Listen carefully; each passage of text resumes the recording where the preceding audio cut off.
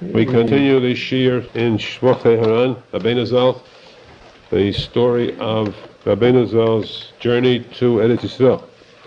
We were up to the part where Arizal had visited all the holy places in Tiberia, Tzfas, Midon.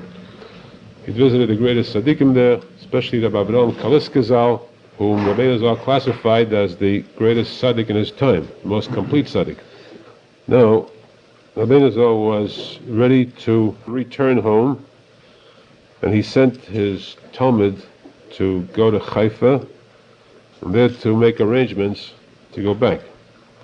The Talmud came to Haifa. There he met someone who was bringing money to Eretz Yisrael, and through his intervention, the money safely arrived back in Tiberias.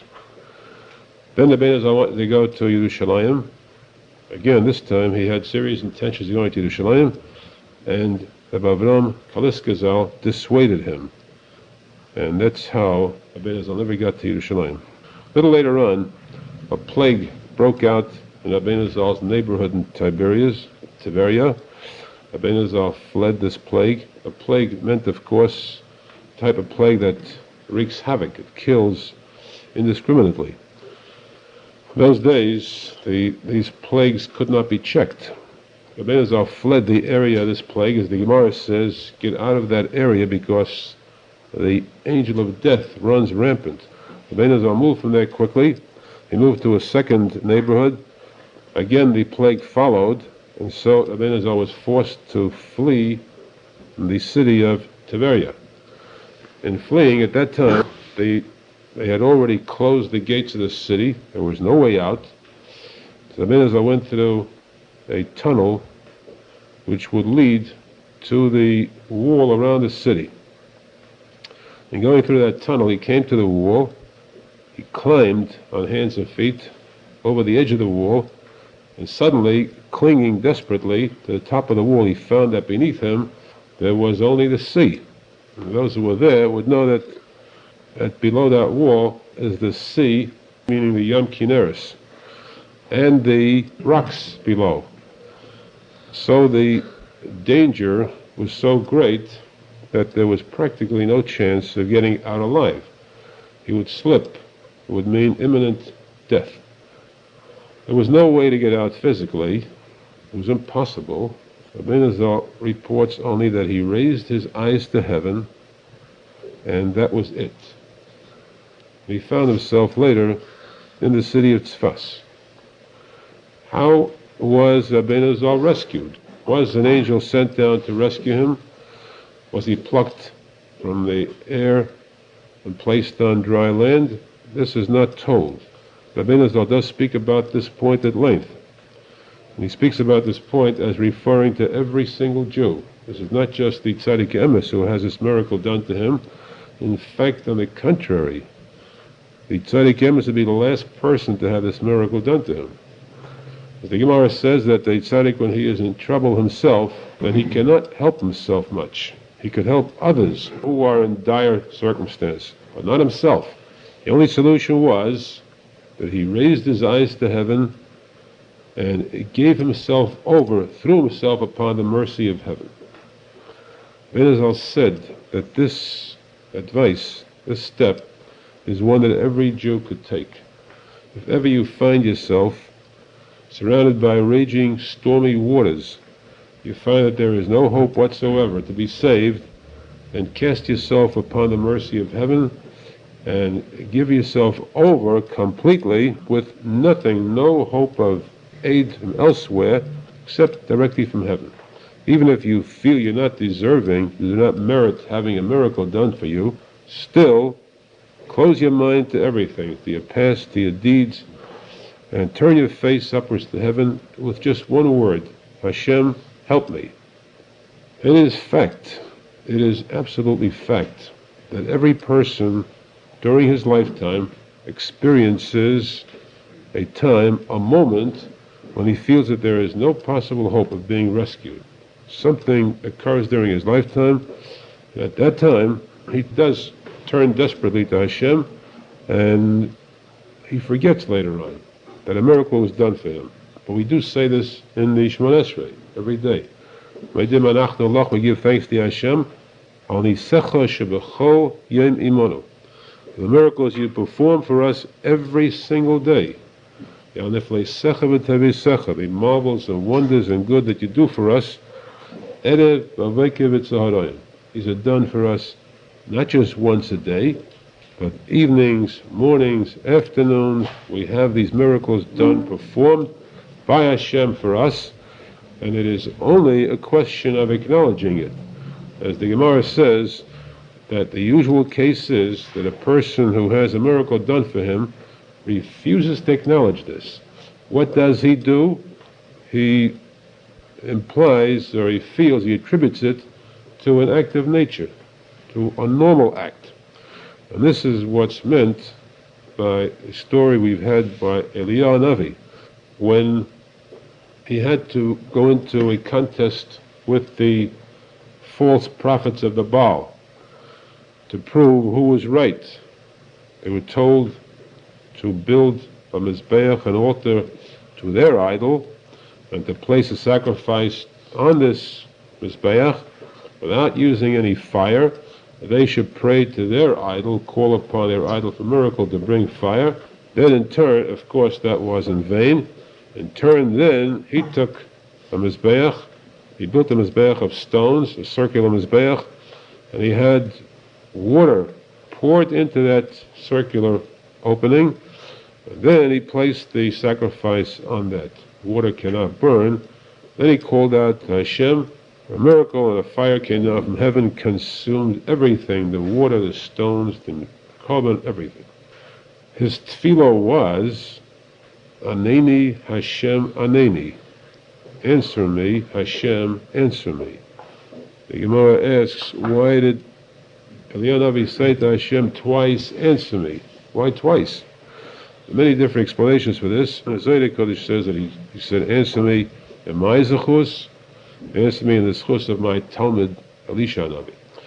But the factual words, as the Gemara says, were, Hashem, answer me and send a miracle. Send a miracle that fire should come from heaven, should consume everything.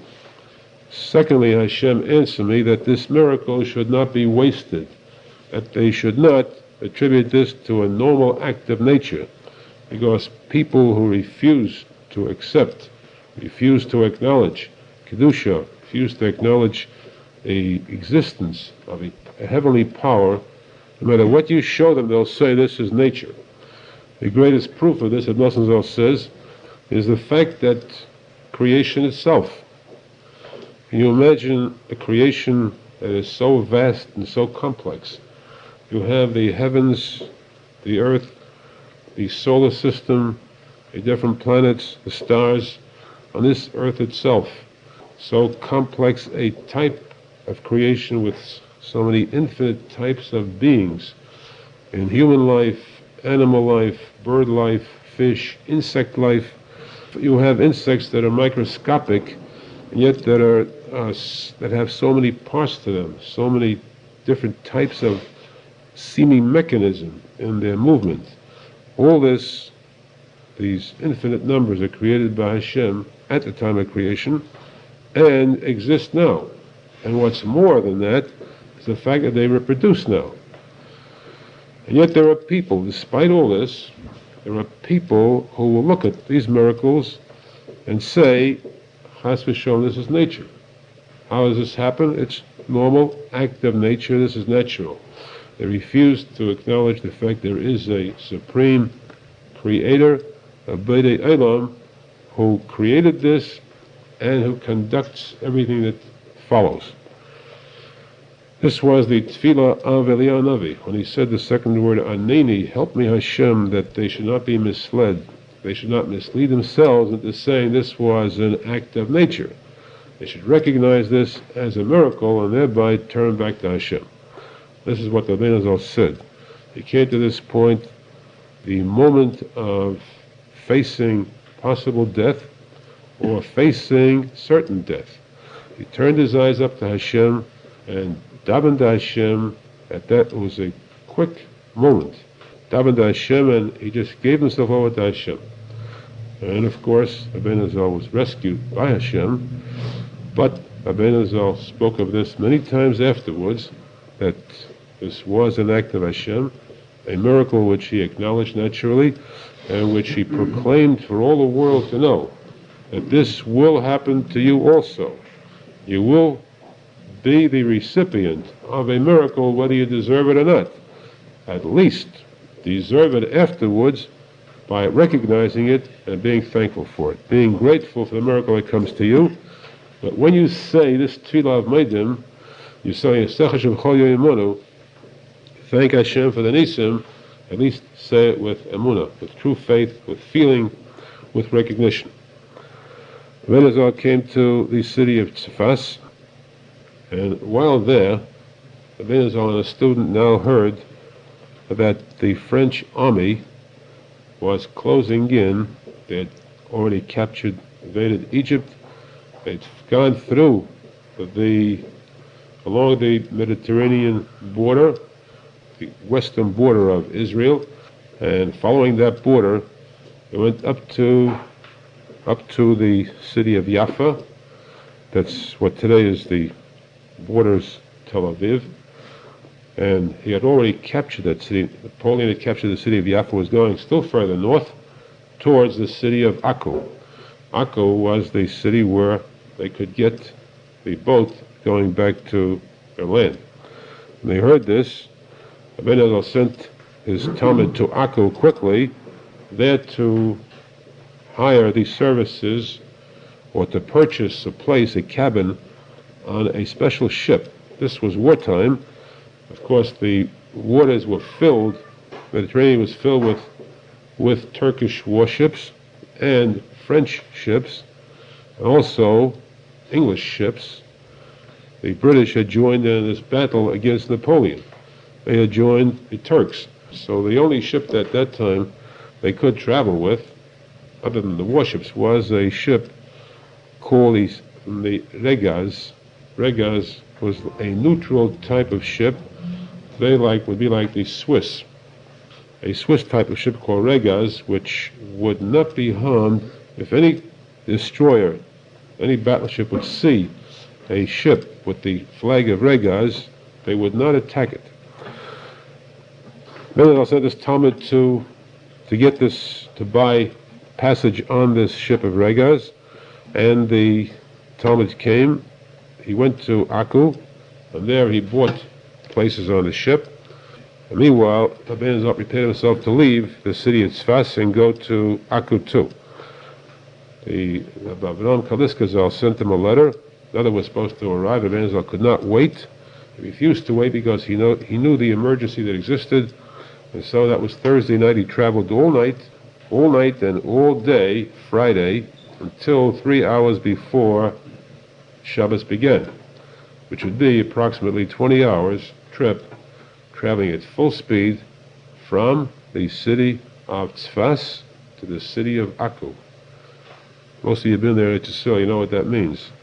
Going from Tzfas to Haifa, which means going along the north towards the western border. Akko was at the western border, and then you turn left, going southwards to the city of Haifa. From Akko to Haifa is approximately 30 minutes by car, and from Tzfas to Akko is approximately an hour or a little less by car. A little less than an hour by car or by bus. This trip took 20 hours, going at full speed. Imagine then the type of traveling that was transpired in those days. He came to Akko at 3 hours before the time for Shabbos to begin. And of course, he hurried and wanted to board this ship. If you board the ship before Shabbos begins, then you may safely stay there for Shabbos or even travel then. However, when they tried to board it, they were told that the ship was overfilled. There were more tickets sold than could take, the passengers could be put into the ship. So they were refused admission to the ship. They were forced to spend the Shabbos in the city of Akko. This was the Shabbos Parsha Zohar, Shabbos just before the holiday of Purim. They had letters from Adam Kaliskazal, which gave them openings to all the important people, leaders of the city. They spent the Shabbos in the home of a very rich man there, who took them in very happily. The Sichos of taking advantage of his home. And meanwhile, the city of Akko became filled with Turkish soldiers, Turkish army. There were over 15,000 Turkish soldiers that didn't belong there originally. 15,000 soldiers in that city of Akko. If you recall the size of the city, it caused such a compression, made it practically impossible to walk the streets anymore. And of course, this caused an outcry, and especially now when they locked the gates to the city, there was no way out. And the Turkish soldiers, remember the posek says, Yishmael's Peda Odom. Turks in general are wild men. They are not normal in the mental sense. So they began to threaten that they would start to slaughter the people in the city as a simple expedient of making room. There was no room for the soldiers. They'll kill the people living there. This caused an outcry, and while this threat was going on, the ticket agent came to the Arizal and said to the Arizal that it is Shabbos now. I ask your permission to go out and buy you a ticket, because this is pikuach nefesh. It's a matter of life and death. Is it permissible to break the Shabbos, take money and buy a ticket on a different ship? The Arizal consented. He went out and bought them tickets on a merchant ship, which means it would not take part in war normally. And at that moment, a whole fleet of ships came in from England into the harbor at Akko. This caused an additional pressure in the city. And so Arizal told the student, go out quickly, buy food for the journey, and then we'll go to our ship. The Talmud went out. He returned empty-handed because he said there's no food to be gotten anymore. The soldiers had taken over the city. And the Talmud, because of the fright and what he had seen in the city, came into the house, went into a different room, and there he fainted. He remained in a faint, unconscious. And at that moment, a few moments later, a loud order was proclaimed by the Pasha, that's the Turkish leader of the city, that he allows the civilians 2 hours' time to get out of the city. Out means only by water, not by land. The gate is closed. Anyone left after those 2 hours will be slaughtered. Arizal ran quickly to the sea, and he came to the port where the ships were. He boarded a ship which he presumed was his ship. The Talmud awoke a short time later, and he didn't see the Arizal there. He heard the voices screaming, crying, screams of terror.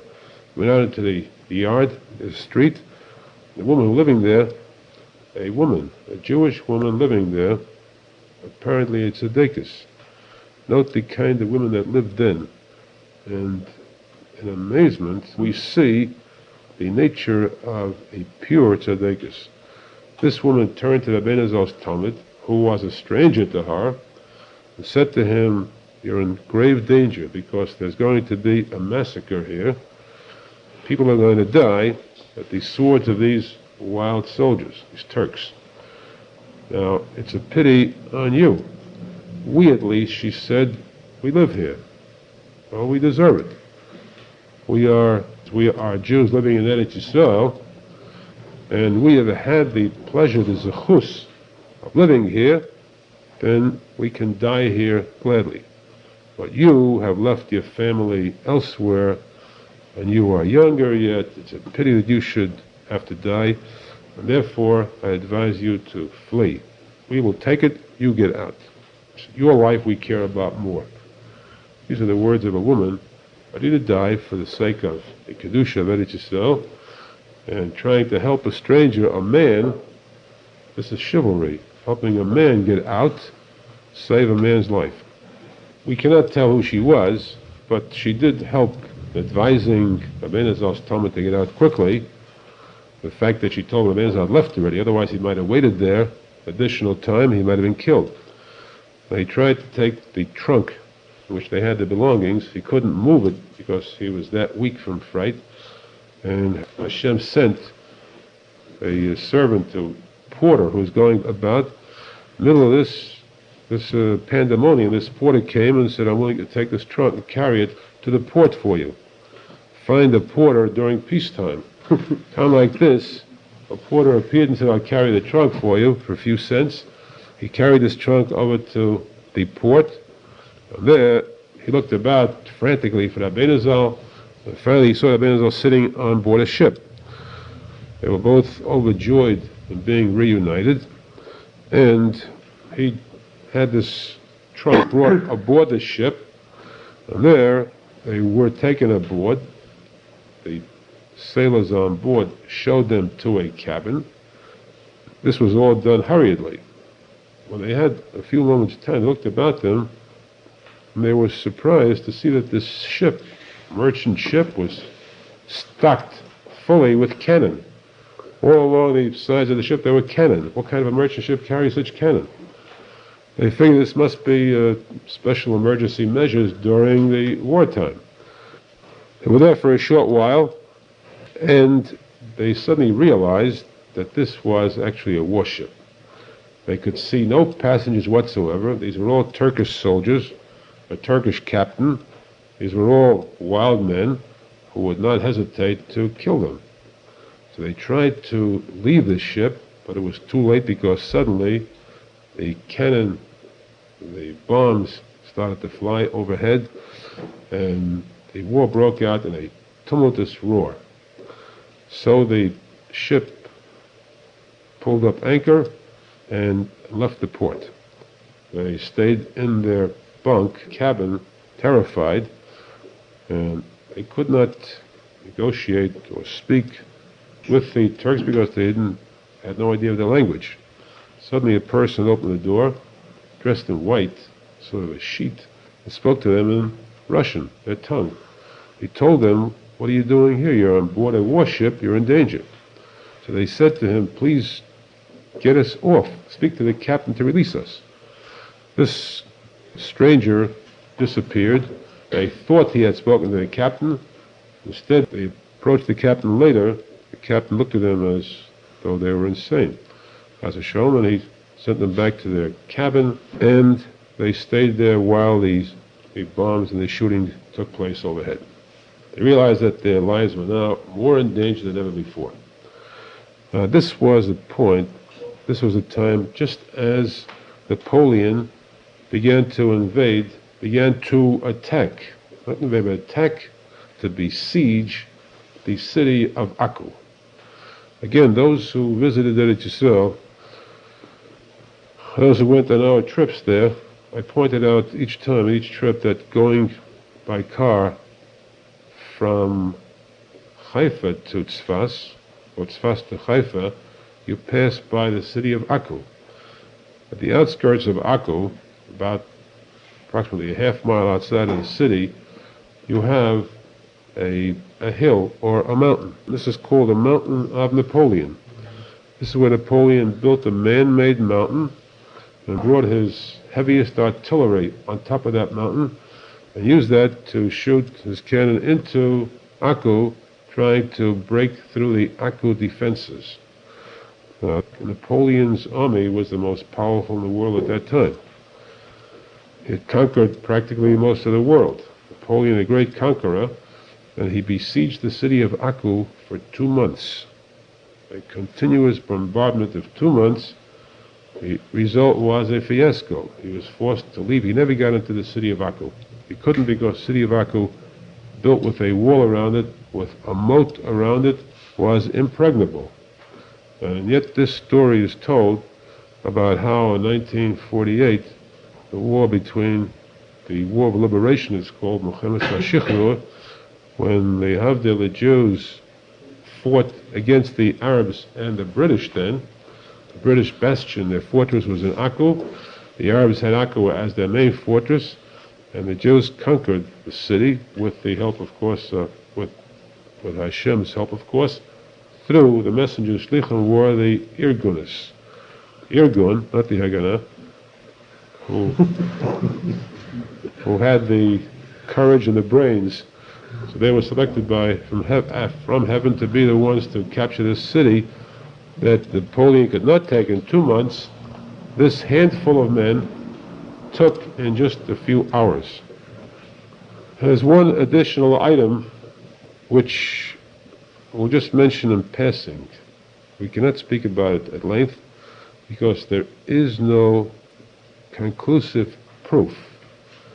It's an item that I've heard Baal Peh, orally.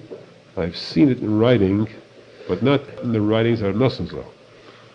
Question about a possible meeting between Rabbeinu Zal and the Emperor Napoleon. There is a version that says that they met just before Rabbeinu Zal left the city of Akko, the outskirts of Akko. Napoleon, who was an emperor chosen from heaven, as the Gemara says, knew whom to turn to for advice. He spoke to Rabbeinu Zal asking the future. Will he be successful in this venture to conquer? Rabbeinu Zal advised him, gave him certain advice, which he rejected foolishly, and this caused his downfall.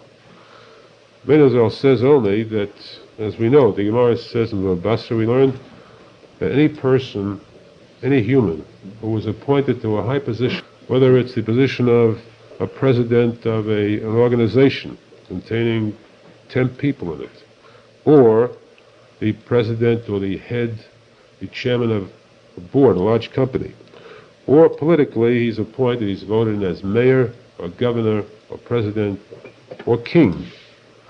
This position is given him only after it is decided in heaven. Heaven decides first who shall reign as king or president next, and then he gets this position. Now, when we say heaven decides, the heavenly court decides, this point the Gemara says, but who is the heavenly court? It does not say Hashem decides, it says the heavenly court, Pameya Shemala. And we find many times that Hashem turned to the heavenly court for them to decide. Who is this heavenly court that determines who wears the crown next? Arizal said that the heavenly court means the tzadikim amitiyim, or a certain tzadik at that time. This is not a tzadik in heaven. This is a heavenly person. So at that time, Arizal spoke about one of his talmidim, whose name was Yisrael Isaac Zal, who was so sharp, so pure, so deep, and so holy a tzaddik, that his tefillos, his davening, would slice right through all the heavens and go directly to the Kisei HaKavod, the throne of Hashem. Rabbeinu Zal once said that he saw in heaven the effects of his students' tefillos. He stood there marveling and drawing nachas and seeing the koyach, the power of tefillah of this student. Rabbeinu Zal said that when they had to appoint this king, speaking about Napoleon, then too, he said, little did they know that this student of mine sitting there, who is absorbed in what he's doing now, study, Torah, not even paying attention to these words, is at this moment being asked in heaven, whom do you select as king? What is your preference? Whatever you say, that's the one that gets it. This is the koyach of the tzaddikimus. Of course, what would a tzaddik who was so absorbed in Avodas Hashem know about politics? How would he know whether to choose a certain person for president, Democrat, Republican, or the other type? And the answer, of course, is that we see them as Democrats, Republicans, as humans. The tzaddik sees much further than that. He sees the fate of that person. He sees the muzzle of that person, a malach, a guardian angel, and that's how he selects. So there are things that we cannot see at all, the tzaddik does see. And therefore, in this case, Napoleon's venture, we could say, was where there are so many volumes of history written about it, actually we know the power behind the throne. It was not Napoleon's wife.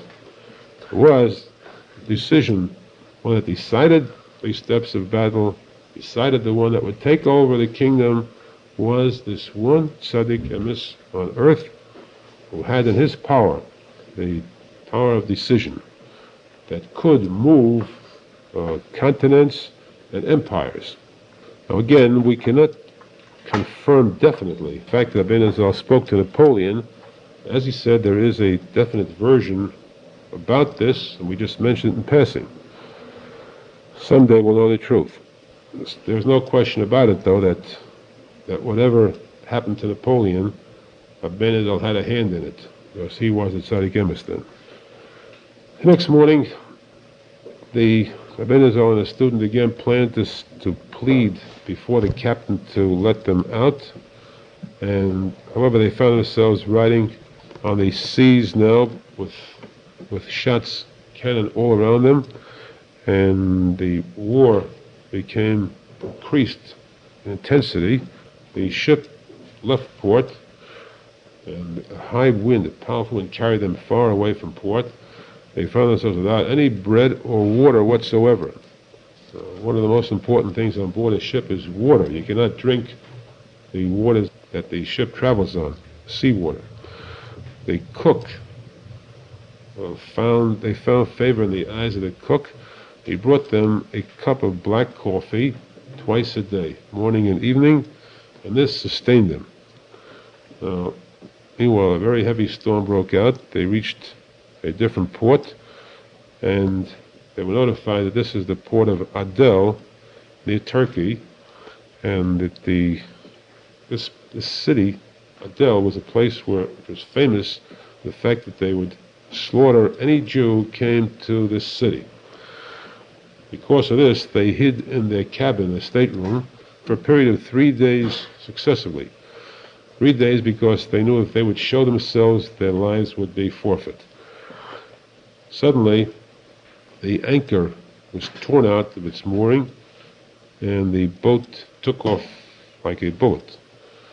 The sailors were filled with fright too, and there was no controlling the ship now because of these stormy winds. And a day later they found themselves close to the port of Akku again. They'd been carried backwards. Again the storm broke out, and this time the boat began to fill with water.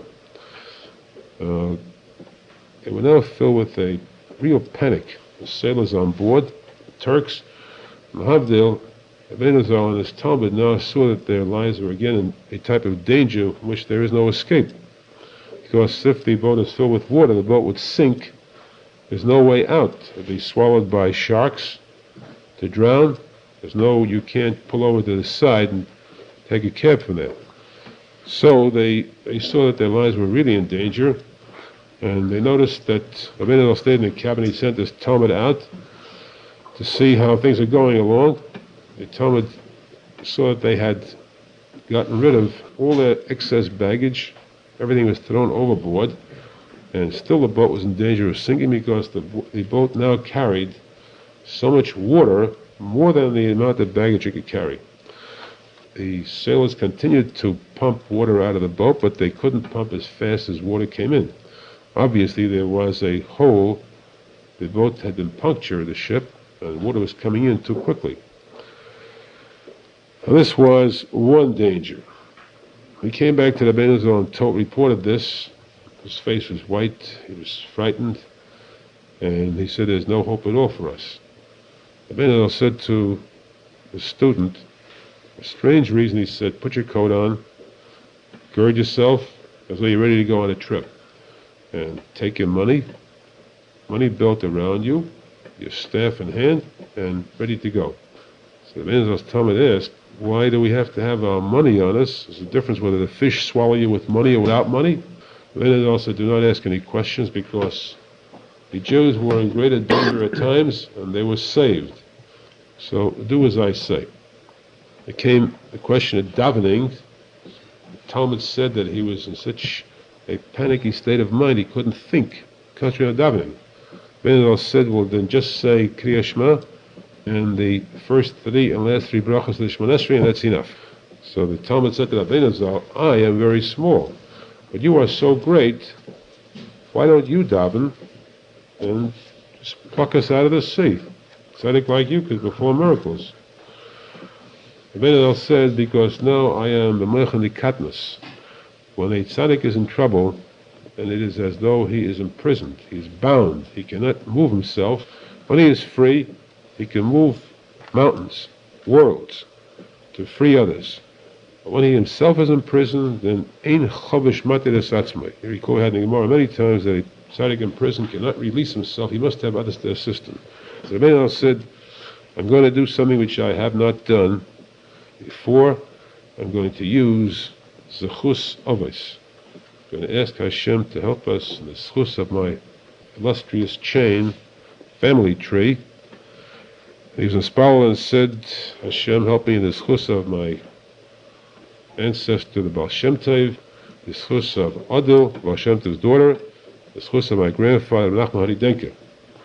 That's all that the Rabbeinu Zal mentioned. And then they were now in danger of drowning. To add to this now, they looked and saw that the boat was traveling at an unusual speed. It was being drawn towards what they could see was a cloud coming down. It looked like a water spout. The cloud hovers over the water and then draws up like a whirlpool of water, a water spout from the sea itself. And this causes such a powerful draw. Anything around is drawn into this spout, and it sinks immediately. No matter how large it could be, the biggest ocean liner would be drawn into the water because of the power of the spout. The way to break this spout is usually by shooting cannon at it to break this train of clouds. There was no time to do that now, to even attempt it, and the boat was drawn towards it, and they felt that this was really the end. Boat about to sink with water in it. Now the water spout, and traveling at such speed towards it, they felt this was definitely the end. The Rabbeinu Zal's tefillah, when he said this, suddenly drew the boat towards the cloud. In the cloud there was an opening, and it went right through this opening, the cloud, out the other way into clear sunlight, and on top of that immediately they found suddenly the source of this opening where the water was coming in, a leak. They slaughtered a goat, took the hide of that goat, and sealed the hole, and everything turned to simcha instead of the sadness. They were now saved, rescued from the danger of drowning. They went through safely, and of course of this they celebrate by giving the Rabbeinu Zal and his Talmud also some rotten vegetables, which was the first thing they had to eat in a long time. This was close to Pesach now. They were very worried about what would happen on Pesach. What was going to be then, because it meant that they would have to fast the entire week. They couldn't touch any of the regular food, even vegetables from this ship or the coffee. It was surely chametz. They couldn't get matzah or wine. They would have to literally fast the entire 8 days, and that would be impossible, practically impossible. They were very worried about it, and they hoped at least that they could get any kind of fruit, clean fruit to eat on Pesach. They practically gave up the hope of getting matzah and wine on Pesach. A short time later, they reached a city that was located on a mountainous island in the middle of the sea, and there these sailors went out and bought bucks. These bucks are we eat on Sichos of the Shvat. And this they bought for the Rabbeinu Zal and his Talmud too. And now they were happy to have at least some food for Pesach, but they said, now we can really inspire hope that we'll be able to be zecher to get matzah and wine through some miracle. Now, at this time though, we have to understand again Rabbeinu Zal's actions in that tefillah, desperate tefillah. They found themselves close to death. The ship was doomed apparently, it was going to sink, it was going to be destroyed, they would all die. Rabbeinu Zal in desperation was now mispawel Hashem and the schus of my forefathers, the Baal Shem Tov, Odel, Menachem Mendel Schneerson, help me in their schus. What is meant by this kind of tefillah? And what is meant by a tzadik not being able to help himself. Tzaddik is so great, since a tzaddik is so great, that he could visit heaven at will. We find stories of Baal Shem Tov, Arizal too, where so many thousands, tens of thousands, hundreds of thousands of neshamas, souls from the other world, came to Rabbeinu Zal pleading with him to help them, and it's much harder to help a soul than it is to help a living person on earth, except for the bechira. The choice, of course, is harder. A dead person, a soul no longer has free choice. He knows what he wants. A person on earth, to persuade him to do mitzvahs is much more difficult. He can be very stubborn if he wants to and refuse. But still, to help a person physically on earth is much more simple than helping a soul. Since a tzaddik is that great, he can help thousands, tens of thousands of souls, and he is that great, they know where they come, they know the address where they go to. This is the tzaddik emes. He has this power over these souls in heaven, and over the angels in heaven, which means over forces that are far greater than this entire universe. Why should it be so difficult to perform a simple act? Pick up this little ship. What is a tiny ship compared to a heaven? Pick it up, transport it over to a safe place, remove the water from the ship by simply saying one word. If lahavdil, a magician, can perform magic, then certainly a tzaddik too could perform miracles. Greater miracles than any magic that exists. Why is it so difficult? And of course, too, if a tzaddik can perform miracles in heaven by moving himself to the heavenly realm, which no person, the strongest person, cannot do, to move at such speed, to move from here to the heavens, and there to wander freely among the different sections of heaven, among the vast angelic powers that exist, then on earth it's literally nothing. Comparison. This is the question that the Zayda Kodesh asks, actually. The Zayda Kodesh replies, answers this question very sharply. Says that the tzaddik, one who studies Torah, this is all included in the Vav of Hashem's name. The Vav stands for Torah. The Vav is Zeirampin. That's the Luchais, the tablets, the Torah, Torah Gdesha. This is all the life of a tzaddik. Tzaddik is dedicated to the study of Torah. So therefore, Moshe Rabbeinu, for example, was symbolized by the Vav of Hashem's name. Zeirampin. Yaakov Avinu too. In this case then, the Zohar says the Vav is the tree. Which tree is that? The Eitz HaChayim, the tree of life. We say that Torah is Eitz Chayim Hila Machzikim Bo. The Torah is the tree of life, and this tree of life is what the tzaddikim are attached to. The tzaddik is the symbol of the tree of life, the Torah, and he himself is attached to this tree of life. This Eitz HaChayim B'Seich HaGan. This tree of life is in Gan Eden. The source is in Gan Eden. The power of a tzaddik emes is in Gan Eden, heavenly. But he is divorced from the powers on earth. He does not use those powers for earthly reasons. And therefore we can see why many times, for that reason alone, there is a Rasha, wicked person, an evil person who has no power of Kedusha, and yet he has more influence on earth than the biggest tzaddik. He has more wealth, more power, more ease, more influence. The biggest tzaddik suffers, has nothing in comparison. The reason is because the tzaddik has this tree of life and adheres to this tree of life alone. He will use that there. In heaven he has a lot of influence. He can take all these neshamas, these souls, who on earth had all these powers. They come there, they are doomed, they are destined to go to Gehenna, and those neshamas he can save, he can rescue. Because there is where his main powers lie. This is the koyach of the tzaddik emes. And again, the tzaddik emes at will could force the issue. He could say, I want to use some of these powers for the sake of doing something on earth, but the tzaddik emes will never be matriach. He will never be a burden to Hashem. He will always consider himself unworthy of doing something on earth.